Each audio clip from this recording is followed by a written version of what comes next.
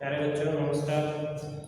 आज हम कक्षा 9 के गणित विषय का एक नया चैप्टर शुरू कर रहे हैं।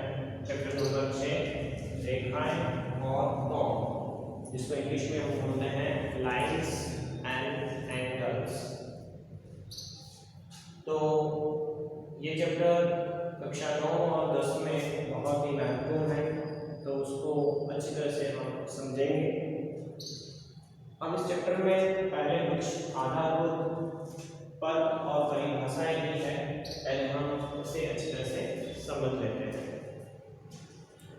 पहले बच्चों, हमने पिछली कक्षा या पिछले चैप्टर में सीखा था कि समतल में अगर दो बिंदु दिए गए हैं तो उसमें से प्रसार होने वाली यानी गुजरने वाली हम सिर्फ एकमात्र रेखा क्या कर सकते हैं, खींच सकते हैं।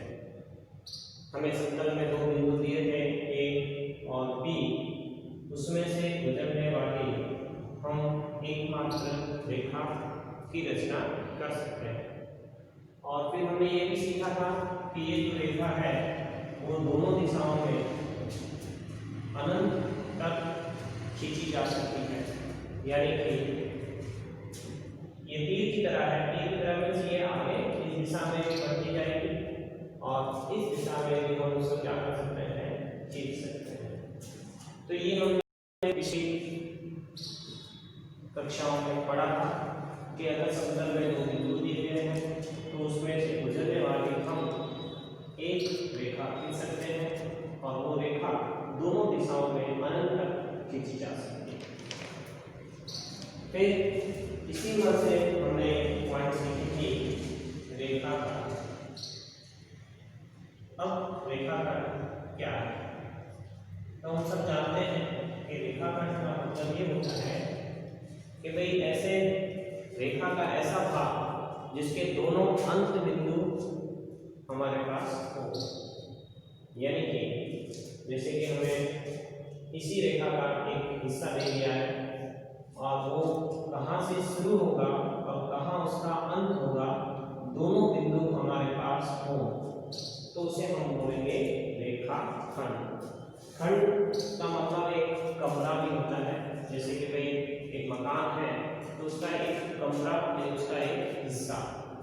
तो रेखाखंड यही है कि रेखा का ऐसा भाग जिसके दोनों अंत बिंदु हो, उसे हम क्या कहते हैं, रेखाखंड कहते हैं।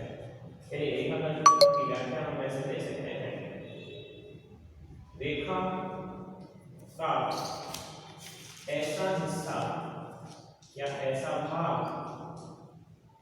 रेखा का ऐसा भाग जिसके दो अंत बिंदु हो, वो एक रेखाखंड कहलाता है।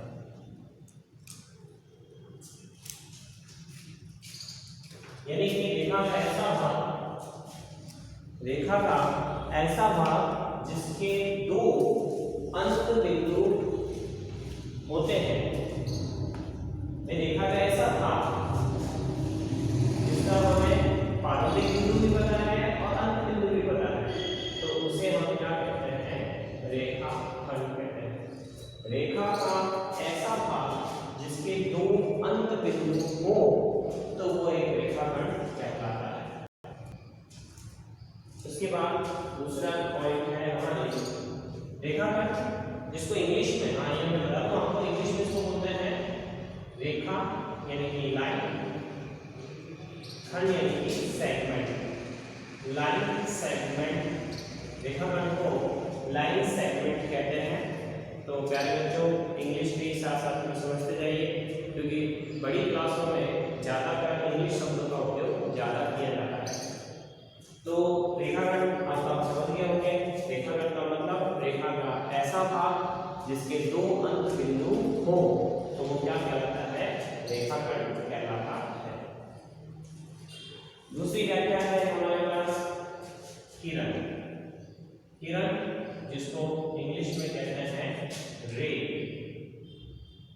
किरण मीन्स जैसे भाई हम बोलते हैं सूर्य की किरण, तो सूर्य की किरण यानी कि किरण कहाँ से आ रही है, सूरज में से, पर कहाँ तक जाएगी वो हम कह नहीं सकते हैं। यानी जिसका एक बिंदु तो हमें पता है कि भाई ये किरण कहाँ से निकल रही है, सूरज में से, यानी कि उसका एक बिंदु पता है, तो वो कहाँ तक जाएगी वो हमें पता नहीं है। तो हम इस पर से हम उसकी व्याख्या दे सकते हैं कि रेखा का ऐसा भाग, रेखा का ऐसा भाग या ऐसा हिस्सा, ऐसा भाग जिसका एक अंत बिंदु हो वो एक किरण कहलाती है।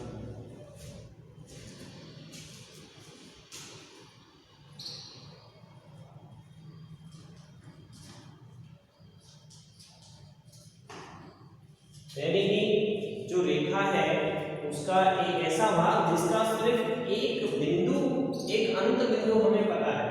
जैसे मैंने आपको बताया कि सूर्य किरण, तो वो सूरज की किरण निकल कहां से रही है वो पता है, सूरज से, यानी कि उसका एंड पॉइंट वहां से तो है, प्रारंभिक बिंदु तो दिया है, एक बिंदु तो दिया है, पर वो कहां तक जाएगी तो वो हम कह नहीं सकते हैं।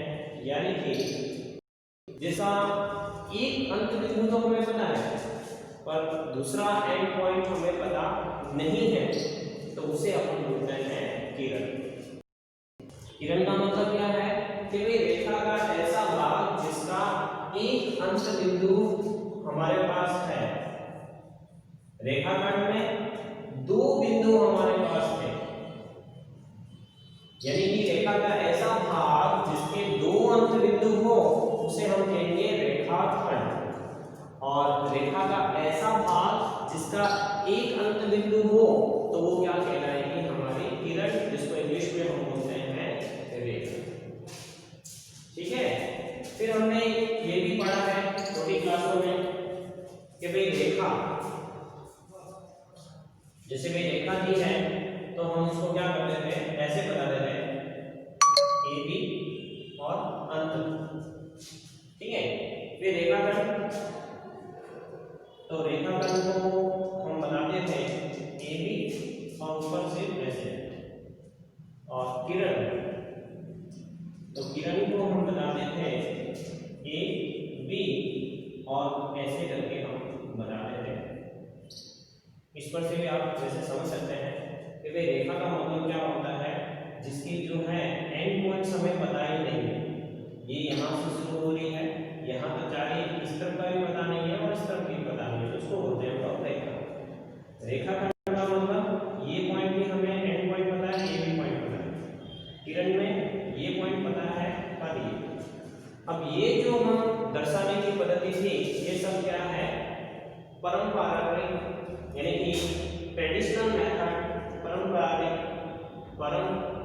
पारंपरिक मेथड थी, जिसमें हम रेखा को इस तरह से दर्शाते थे।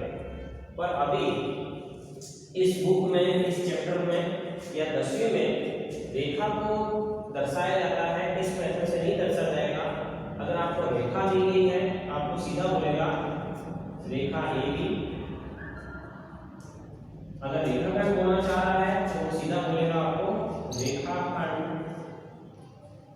ए बी, और अगर वो किरण कहना चाह रहा है प्रश्न में तो लिखेगा किरण ए बी। यानी कि आपको किसी निशानी के द्वारा दर्शाया नहीं जाएगा, आपको सिंपल सरल शब्दों में वो बता देगा।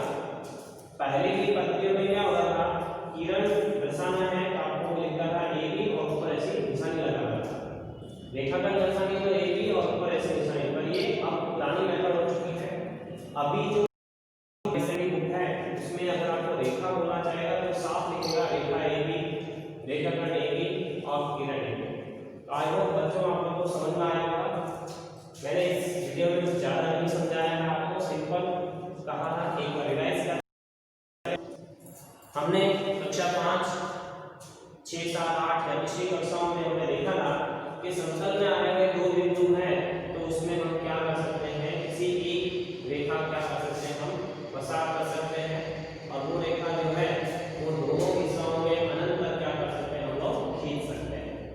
अब इसी रेखा का एक भाग जिसके दो अंत बिंदु अगर हमारे पास हो तो वो कहलाता है रेखाखंड, और रेखा का ऐसा भाग जिसका एक ही बिंदु हमारे पास हो तो वो कहलाता है हमारा किरण। पहले की किताबों में क्या होता था, रेखा दर्शाने के लिए ए बी और इस तरह की निशानी यूज करते थे, रेखाखंड के लिए ए बी और इस तरह से, और किरण के लिए भी ऐसे। पर अभी हमारी जो बुक है वर्तमान बुक में आपको अगर वो रेखा कहना चाहेगा तो साफ लिखेगा रेखा ए बी, रेखा का A B, Kiran A B. तो आई थिंक आपको बच्चों ये समझ में आया होगा। आगे हम थोड़ा देखें, ठीक है। Okay, thank you very much. Next point है सरेख बिंदु, जिसको इंग्लिश में बोलते हैं कोलिनियर पॉइंट। इंग्लिश में बोलते हैं उसे कोलिनियर पॉइंट। अब ये क्या है, तो तीन या उससे अधिक बिंदु, तीन या उससे अधिक बिंदु किसी एक ही रेखा पर आए हुए हों। तीन बिंदु दिए हैं आपको, ए बी और सी, और वो तीनों बिंदु यदि एक ही रेखा पर आए हुए हैं तो वो तीनों बिंदु सरेख बिंदु कहलाएंगे। चित्र की तरह आप इसीलिए समझ सकते हैं कि तीन बिंदु दिए हैं ए बी और सी, और ये तीनों बिंदु यदि एक ही रेखा पर है ना, अगर ये तीनों एक ही रेखा पर आए हुए हैं तो ये तीनों बिंदु क्या कहलाएंगे, सरेख बिंदु कहलाएंगे। तो इसकी व्याख्या हम कुछ इस तरह से लिख सकते हैं। इसकी व्याख्या की अगर हम बात करें तो इसकी व्याख्या कुछ इस तरह से हम लिख सकते हैं, तीन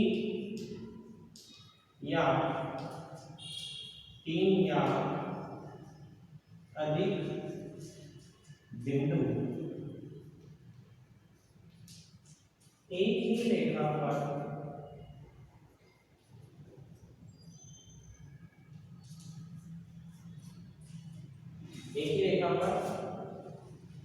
आए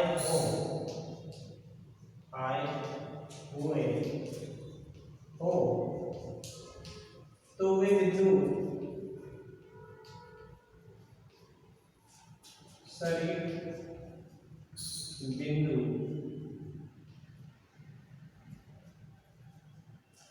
कहलाते हैं।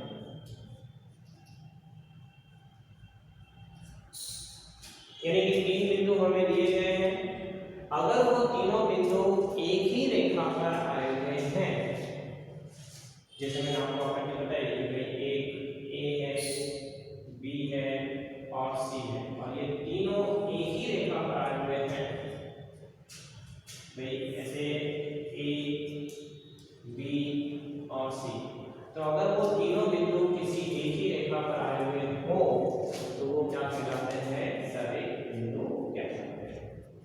अगर आकृति को थोड़ा दर्शाना चाहते हैं आप तो तीन रेखा खींच लीजिए और उस पर तीन या उससे ज्यादा बिंदु आप दर्शा सकते हैं, तो ये हो जाएगा हमारा सरेख बिंदु, कोलिनियर पॉइंट। ऐसे पॉइंट जो किसी एक ही लाइन पर आए हुए हो तो वो पॉइंट्स कहलाते हैं कोलिनियर पॉइंट।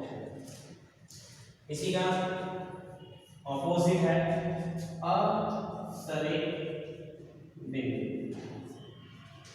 तो इसकी व्याख्या भी इससे एकदम विपरीत है कि भाई तीन बिंदु हमारे पास हैं, जैसे मैं आकृति में बताऊं आपको, जैसे ए इधर है, बी इधर है और सी यहाँ है, तो सी जो है वो इस लाइन में इस रेखा पर नहीं है, ए बी और सी कोलिनियर पॉइंट नहीं है। यानी कि ऊपर की जो व्याख्या दी है उसी तरह शर्त इतनी है कि वो तीनों बिंदु एक ही रेखा में थे और इसमें वो एक रेखा में नहीं है, तो इसकी व्याख्या भी ये होगी। और इसको इंग्लिश में नॉन कोलिनियर पॉइंट,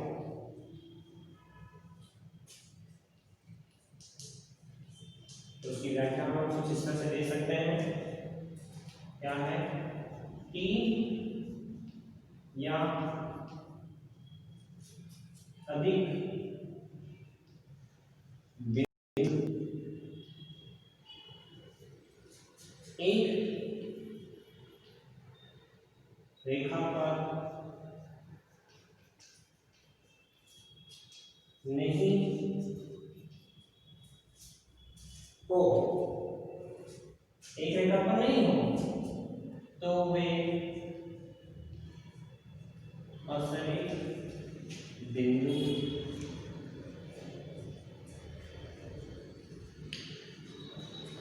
कहलाते हैं। सिंपल पॉइंट है कि तीन या उससे अधिक बिंदु अगर एक ही रेखा पर हो तो वो क्या कहलाएंगे? सरित कोलिनियर पॉइंट। और तीन या उससे अधिक बिंदु यदि एक ही रेखा पर ना हो तो नॉन कोलिनियर पॉइंट कहलाते हैं। तो आज के लिए इतना ही। होमवर्क में है ये सारी पॉइंट्स एक बुक में नोट करना और इन सभी को अच्छी तरह से याद करना। हमारी गणित कमजोर है, क्यों?